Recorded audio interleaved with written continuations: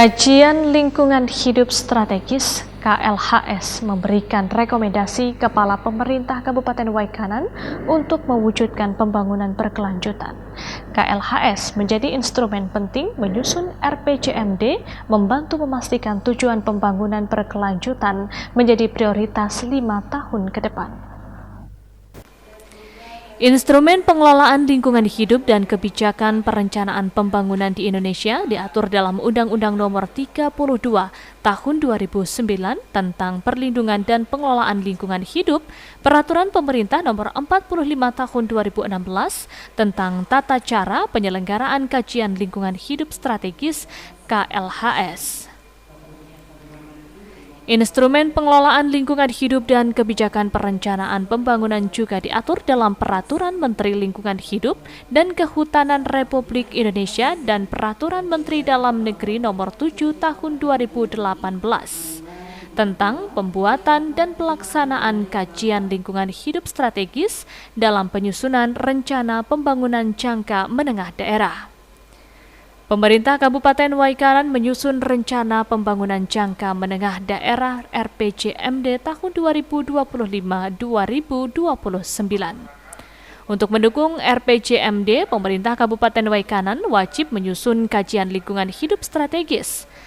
KLHS menjadi masukan rencana awal. Proses penyusunan rencana pembangunan jangka menengah tahun 2025-2029. KLHS menjadi instrumen penting menyusun RPJMD karena membantu memastikan tujuan pembangunan berkelanjutan menjadi prioritas selama 5 tahun ke depan. KLHS RPJMD Kabupaten Waikanan 2025-2029 menyimpulkan, pertama, terjadi degradasi lingkungan dan keanekaragaman hayati akibat alih fungsi lahan, aktivitas industri besar dan pertambangan ilegal. Kedua, belum optimalnya penanganan kemiskinan akibat rendahnya pertumbuhan ekonomi, lapangan pekerjaan dan kualitas pendidikan. Ketiga, masih rendahnya kesejahteraan dan kesadaran masyarakat tentang kesehatan. Keempat, tingginya resiko hidrometeorologi di Kabupaten Waikanan. Kelima, masih tingginya tingkat ketergantungan pemerintah daerah terhadap dana pembangunan pusat. Keenam, masih kurangnya akses masyarakat terhadap infrastruktur dan pelayanan dasar. Mesti dilanjutkan oleh kepala daerah itu tanpa kecuali. Itu harus ada SOP-nya, harus ada perpresnya minimal, kalau nggak PP. Mana kalau sudah disepakati satu periode tertentu itu ada proyek strategis oleh sebuah kawasan atau daerah atau wilayah, maka itu harus bagi dilanjutkan. Kenapa? Karena uang yang sudah dikeluarkan di proyek sebuah proyek strategis itu pasti sudah luar biasa. Itu masalah.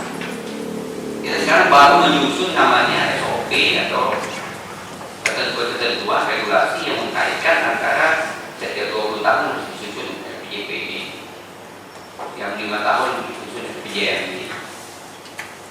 Tapi di dalamnya pasangan waktu-waktu itu berubah perjalanan.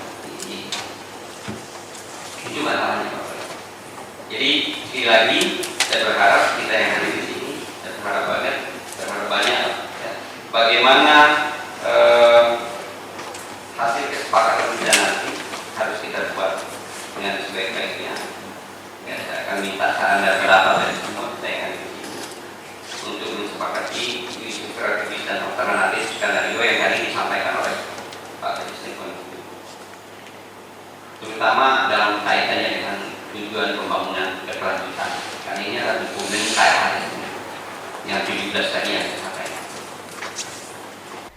Tim redaksi Siker TV melaporkan.